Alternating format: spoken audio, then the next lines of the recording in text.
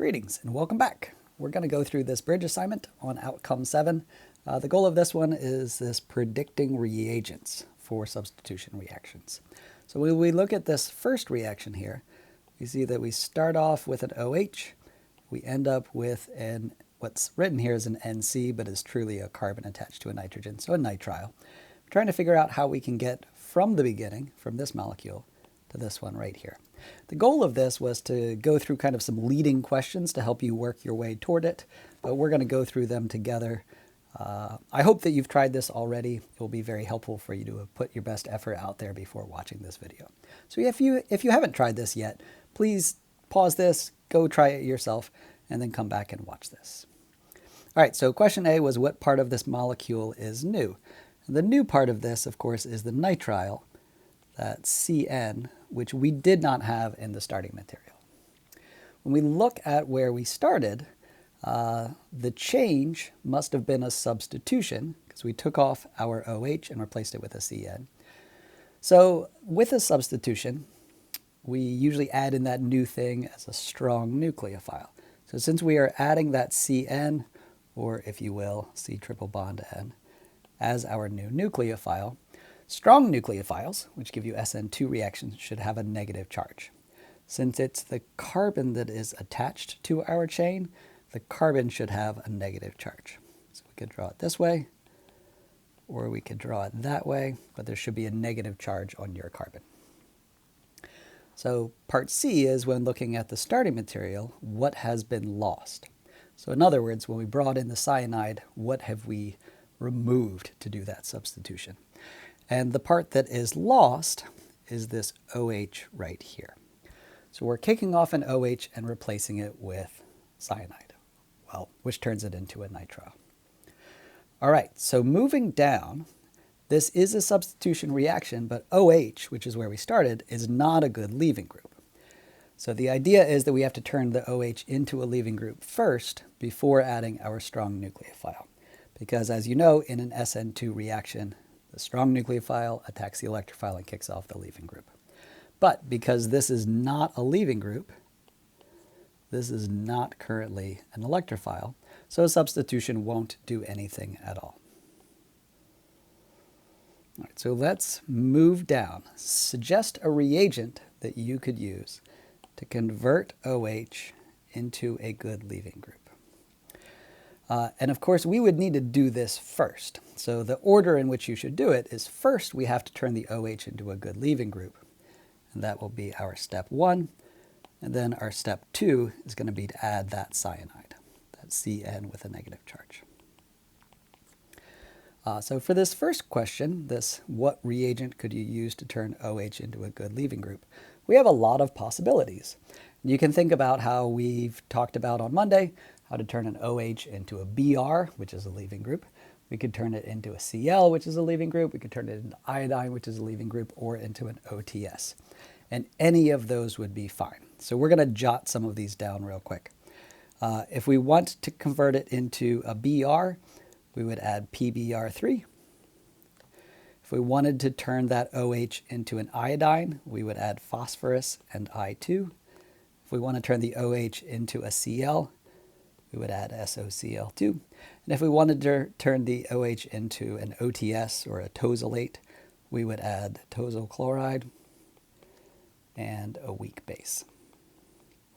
So any of those will do. Since I'm getting to choose, since this is my bridge assignment, I'm just going to use the first one that we did, which was PBr3.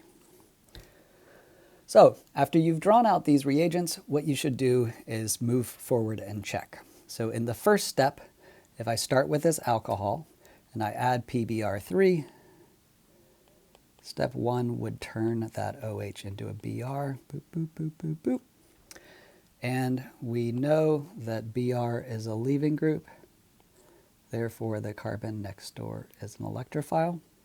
So in my step 2, when we add our cyanide, the cyanide would come in and attack the electrophile right there, kick off the leaving group, and that would replace the bromine with the cyanide, and that would get us to our final product, which we see right here.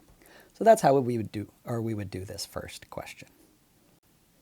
Moving into the second question, this is where it starts to get a little bit more challenging because we have one of these epoxy groups. And the epoxy groups have two different electrophiles. You might remember we've got this one right here and this one right here. And both of those can be attacked depending on the conditions that you use for the reaction. So as I encouraged you to do on Wednesday, the first thing I'm asking you to do on this bridge is number the carbons in both the starting materials and the products, starting from the same carbon. And why that's important is we want to make sure that we have the same carbons as our 2 carbons in our epoxide. So that's the 5 carbon chain right there starting on the left. You'll notice as you move over to the right, we still have a 5 carbon chain. So we didn't add any more carbons in this case. That is our 1, 2, 3, 4, 5. All right, so question B, what part of the product molecule is new? The part that's new is this Cl. You might notice that the OH seems like it's new, but remember that the OH is what's left over from the oxygen in the epoxide. So we still have this oxygen, it's just converted from an epoxide into an alcohol. But what is brand new is this chlorine right here. All right, so if that chlorine is new, and we can jot that down there, it is the chlorine that is new. When that new part was added, did it substitute at the most crowded position or at the side that was initially least crowded? So what we want to look at is where did it end up in the product? And you can see that in the product, it is attached to carbon number 1 right here. Carbon number 1 was the same carbon number 1 from the starting material as well. So when we look back to the starting material, we can see that our chlorine, which is what we're adding in right here, must be attached or attaching to carbon number 1 so that we can then move to this product. So carbon number 1 only has 1 carbon attached as opposed to number 2, which has 2 carbons attached. So it went on the side that was initially least crowded. So let's write that down. It was the one that was least crowded. So moving back into our notes from Wednesday, we need to add a chlorine, but we need to figure out the conditions in which we add to the least crowded side. So when we're going to the least crowded side, that occurs when we have a strong nucleophile.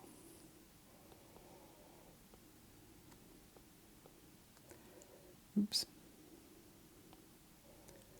Strong nucleophile specifically without acid. Therefore, we need to combine these two pieces of information. We need a strong nucleophile that is a chlorine, and of course, that would just be Cl with a negative charge. So much like we did above, let's go ahead and try this out. If we have a Cl with a negative charge, which is a strong nucleophile that adds chlorine, it will do an SN2 reaction, and it would choose to attack the least substituted side of the epoxy, the least substituted electrophile, which will be carbon number 1. It'll kick the electrons up to the O. And so that's how we would get the chlorine initially attached at carbon number 1. Because the oxygen is getting electrons kicked up to it, it would become an O-. So we would need to do this in something that would protonate afterwards, but that's pretty easy because all we have to do is do Cl in something like water. And that is how you do this bridge. So these should be guided questions to help you kind of think about how we get from a starting material to a product. Of course, you need to be able to review how to do these forward before you can think about doing these backwards. So I would recommend that you stop this video, go back and try the page of problems that I have posted, not the homework problems, but the problems that are kind of taking the place of this class. They will be linked below in this announcement.